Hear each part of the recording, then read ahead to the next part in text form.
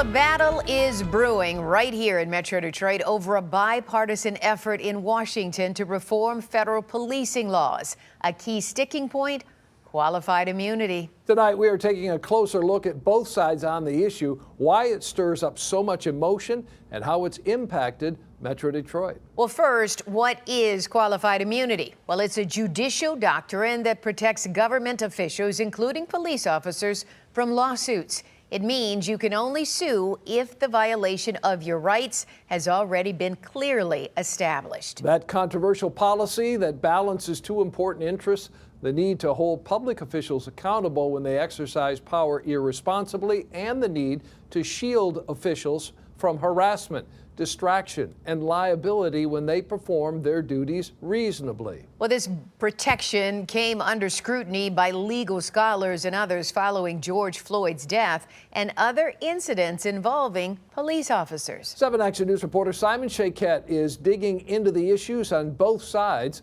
of this fierce debate. After 15 years behind bars for a murder he did not commit, Aaron Salter is now a vocal critic of qualified immunity. At the same time, its supporters say that rule must remain in place. If someone were to look at the facts and then ask you, why would the police go for the wrong guy? What would you say? My thing is they wanted to close this case. My whole case revolved around suggestive identification. For Aaron Salter, finding freedom through exoneration after a decade and a half in state prison marked the beginning of another crusade for justice. He recalls how, as a high school graduate from Detroit, he was charged and convicted in a shooting murder he had nothing to do with, the result of a broken system.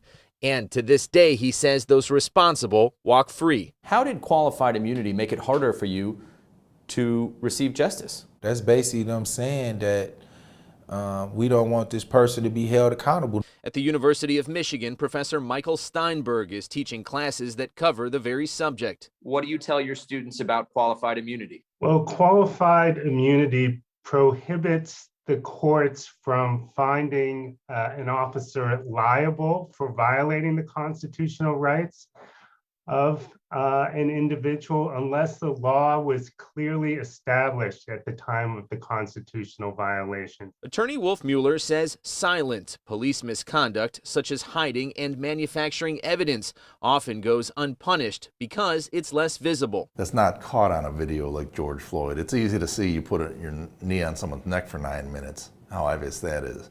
But the cases that are coming out now in these wrongful convictions, that doesn't happen. Yet, members of law enforcement have also taken a stand recently to say qualified immunity protects against frivolous lawsuits and prevents officers who serve with honor from leaving the force. If you have somebody go out and violate somebody's civil right and break the law or do something criminal, they're held accountable. Qualified immunity has worked well for over 50 years.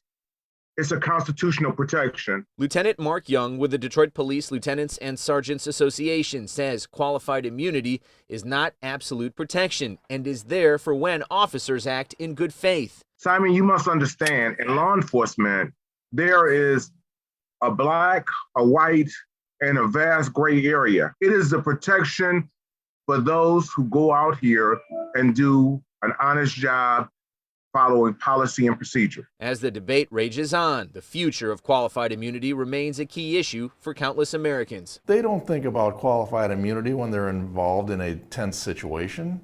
That's also nonsense. They don't have a chance to Monday morning quarterback. They don't have a chance to review. A lot of decisions happen in split seconds. Perhaps the one thing everyone can agree on is that ultimately whatever lawmakers decide will impact each and every single American. Simon Shayket, 7 Action News. All right, thank you much, Simon. So we do want to know, do you think qualified immunity should be eliminated? You can vote right now at WXYZ.com/vote. We'll have the results on Action News at 10.